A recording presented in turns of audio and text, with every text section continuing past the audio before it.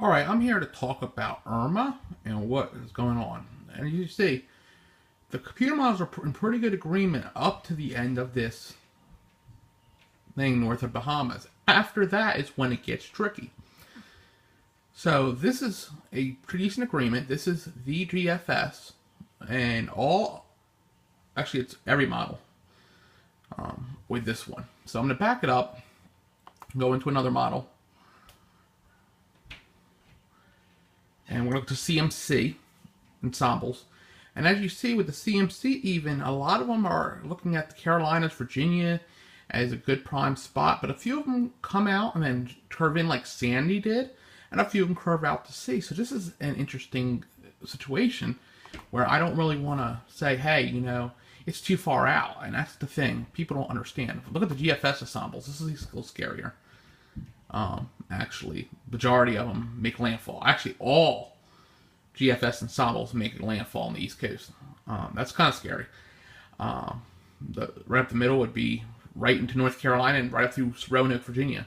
But like I said, we're out a ways, and I'm not. These models still have a ways to go. When it gets to near the Antilles, when it gets the data from the hurricane hunters, it will be a lot better. And there's reasons why these models are saying this, and I'm going to show you that because it needs to be explained, because that's half the problem. So we're going to go to forecast models here.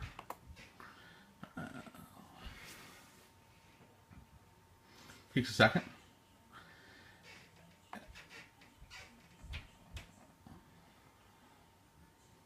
How far this goes out. This is, I think, the new run of the GFS. We'll see how far I get. 18Z run. I'm not a huge fan of 18Z, but here's where it shows. I mean, it's now been consistent a couple runs in a row. This would actually have it making landfall somewhere on the North Carolina coast and then coming inland, because the high pressure located here is strong. That's keeping the low pushed down. If this were to happen, there would be a lot of surf. There would be a lot of storm surge. This would be an issue for the Delaware Bay, New Jersey. This would be a huge issue if this occurred, because we do the hook that Sandy did because of the high pressure, and it would be a definitely dangerous. This would be like one of the most dangerous scenarios that you could actually get. To be truthful with you, like I said, that would be the most dangerous landfalling potential possibility if that were to hold, which, like I said, we're a ways out. I don't trust one model by no means this far out. And let me see where we are here. See, there's the trough. Here's the problem. I see the trough missing the storm and the high and brush are moving over it. The question is, will the high and the trough be deep enough to have pushed and kept this away? I just don't see how the trough here is strong enough to push the hurricane on this Euro run, and we'll have to see how it operates. But this is the one that does keep us out of, you know, we would have some. This is why it don't make sense. We get the ridge here and the trough here. The trough and the high back here. The only thing would go this way, but it goes north. That's why I don't make sense with the European. I just don't understand that, because with the high pressure behind it, this should push much like the GFS did. We'll go to the Canadian.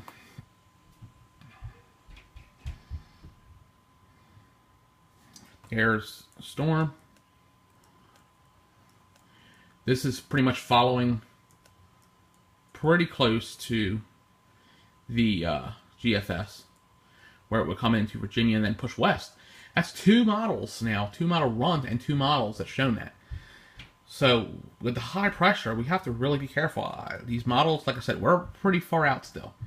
And I don't want to scare people, but I'm telling you and going through the computer models and telling you if this happens, this is why it would happen. And this is the Japanese model, and that would have it in Florida, but still, that would then sucker it in also. So 3 to 4 of these are actually interior moving storms into the coastline.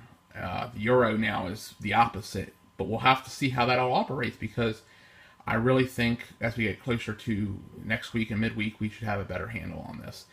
But looking at computer models now, saying it's going to hit somewhere is just not, we call that not first of all, you're not a good meteorologist if you do that. Second of all, it's just not good for public awareness and safety. But to explain why the models are doing what they're doing now and what the pattern sees, that's why I did this video, so you can understand why these models have that thinking. And if it did occur this way, this is what will happen.